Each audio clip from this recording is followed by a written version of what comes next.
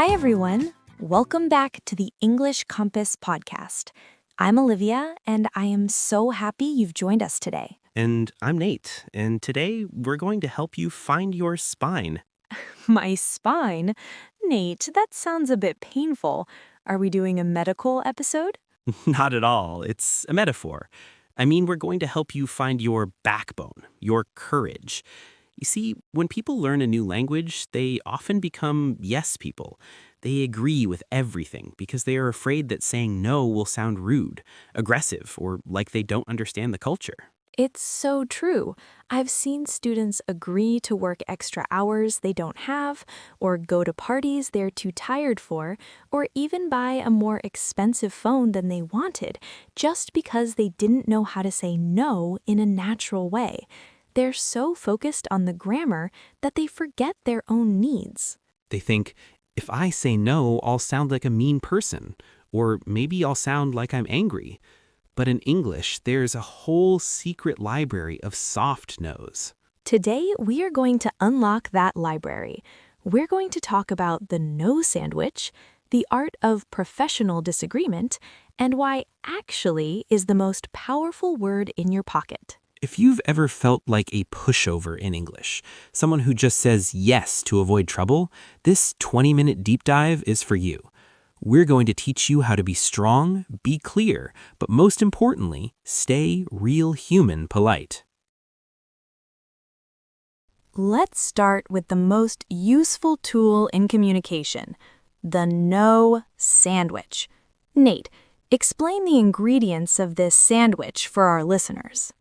It's simple. Think of it like a burger. You have 3 layers. Layer 1, the top bun, something positive, appreciative, or a compliment. Layer 2, the meat or filling, this is the actual no, the boundary. Layer 3, the bottom bun, a positive alternative, a next time, or a warm closing. Let's try it. Imagine I ask you, Nate, can you help me move my heavy furniture this Saturday at 6 a.m.? I have a giant piano and a very heavy sofa. 6 a.m.? Olivia, that's not a favor, that's a punishment. Okay, here is the no sandwich. Olivia, I'd love to help you out, and I'm so glad you're moving into a new place. Top bun. But I'm actually busy this Saturday morning. The no. But let me know if you need help on Monday evening to unpack some boxes instead. Bottom bun. Do you hear that? I don't feel rejected. I don't feel like Nate is being lazy. I feel like Nate wanted to help me, but he just couldn't. Exactly. If I just said no, I am busy, it feels like a door slamming in your face. It's too sharp. The bread layers make the no easier to swallow. For our listeners, when you are making your sandwich, use phrases like, I wish I could, that sounds like a great idea, or I appreciate you asking me to start. It makes you sound like a teammate, not an obstacle. English speakers are famous for using tiny filler words to take the edge off a disagreement. We call these softeners. I love that name, softeners. It's like fabric softener for your laundry, but for your mouth. The 3 kings of softeners are actually, just, and a bit. Let's look at actually. If I say you are wrong, it's a fight. If I say actually, I think it might be a different way, it's a conversation. It feels like we are looking at a map together. And what about just? Just is a shrinking word. It makes the problem sound smaller.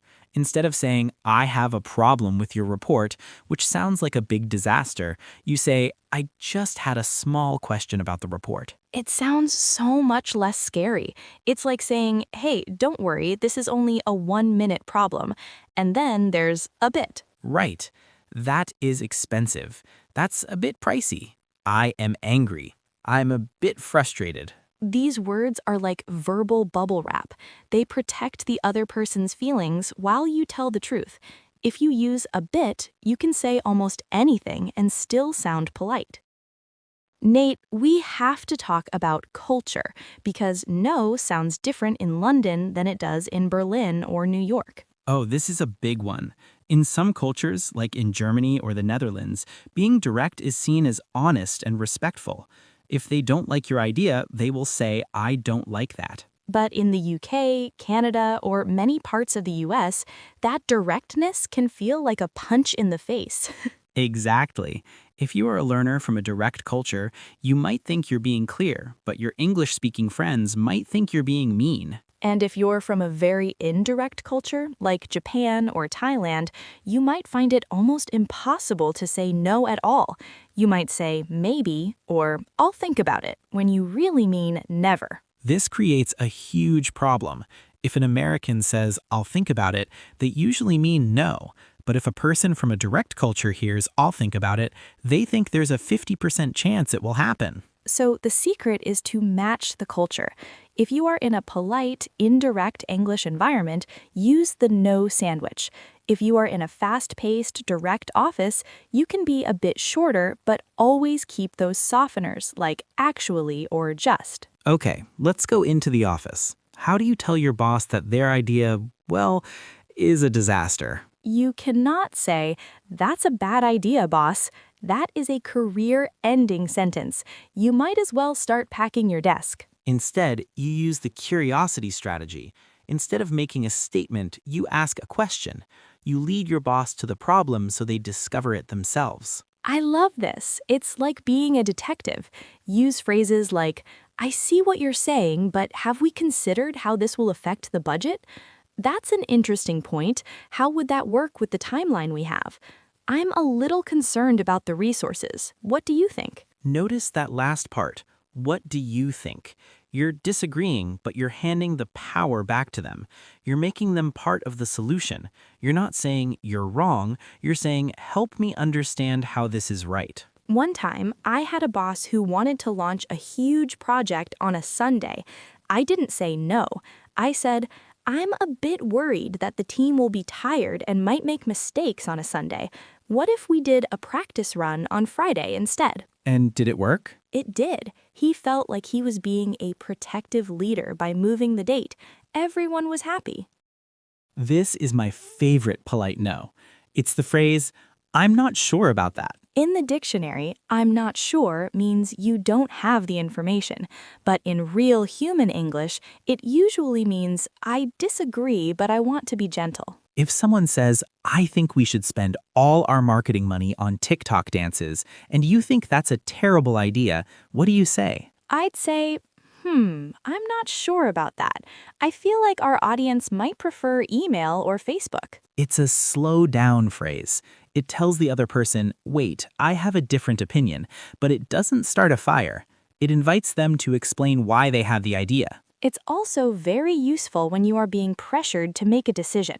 If someone is trying to sell you something, just say, I'm not sure if this is what I need right now. It's very hard for them to argue with, I'm not sure. One of the reasons we say yes too fast is because we feel pressure. We feel like we have to answer right now. Yes, the social panic. You're at a party, someone asks you for a favor, and you say yes before your brain even finishes processing the question. This is why you need the 24-hour rule. You never say yes or no to a big request immediately. You use a time buyer phrase. Oh, give us some examples, Nate. Let me check my calendar and get back to you. I need to check with my partner or husband or boss first. Can I sleep on it and let you know tomorrow? Let me check my calendar is the ultimate weapon. Even if you know your calendar is empty, it gives you time to go home, sit on your sofa, and decide if you actually want to do it. And when you finally say no the next day, you can do it over text or email, which is much easier than saying it to their face. What if someone won't take no for an answer? You know the type, the pushy person, the salesperson, or the friend who keeps saying, oh, come on, just one drink. This is where you use the broken record technique. A broken record plays the same sound over and over. You don't need 1,000 excuses. In fact, if you give new excuses, the pushy person will try to solve them for you. Friend, come to the party. You, I can't, I'm too tired. Friend, I'll buy you an energy drink. You, I have to work early tomorrow. Friend, you can just work for half a day. See? Every time you give a reason, they attack it. Instead, just say the same thing every time. You, I'd love to, but I can't make it tonight. Friend, oh, come on, just for an hour. You, I understand, but I really can't make it tonight. Friend, I'll drive you home so you can sleep. You, that's so kind of you, but I just can't make it tonight. Eventually, they realize the no is a wall, not a door. It feels a bit strange to say the same thing 3 times, but it is the most effective way to protect your peace. Let's talk about money. If you're buying a car or talking about your salary or even at a market, how do you say that's too expensive without sounding like a cheap person? Use the phrase, "Is there any flexibility in the price?" Flexibility. What a beautiful word. It sounds so soft and professional. It doesn't sound like you're complaining about the price. It sounds like you're starting a business discussion. Or you can say, "That's a little higher than I was expecting." There's that a little softener again. Even if the price is $5,000 more than you want, you say a little. And then, here's the secret. Stay silent. After you say, "That's a bit higher than I was expecting," just wait. Don't speak. Silence is a power move. Usually, the other person will feel the pressure and try to offer you a better deal just to fill the silence. Okay, let's do a quick fire round for our listeners to practice. I'll be the too direct or rude person, and Olivia, you show them the assertive, polite way. Rude. I don't like this food. Assertive. It's not quite to my taste, but I really appreciate you letting me try it. Rude. You are wrong about that fact. Assertive. Actually, I remember hearing something a bit different. Do you mind if we check on that? Rude. Stop talking. I'm busy. Assertive. I'd love to hear more about this, but I'm right in the middle of something. Can we catch up in an hour? Rude. I won't do that. Assertive. I'm not entirely comfortable with that idea, but maybe we can find a middle ground. Nate, tell them about the time you didn't say no and you regretted it. This is a good one. This was back when I was a junior designer. My boss had this brilliant idea.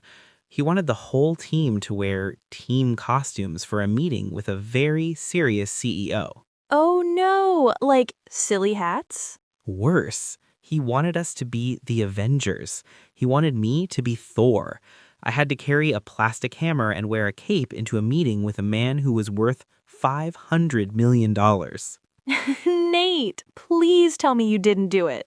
I did. I was too afraid to say no. I just smiled and said, "Okay, sounds fun."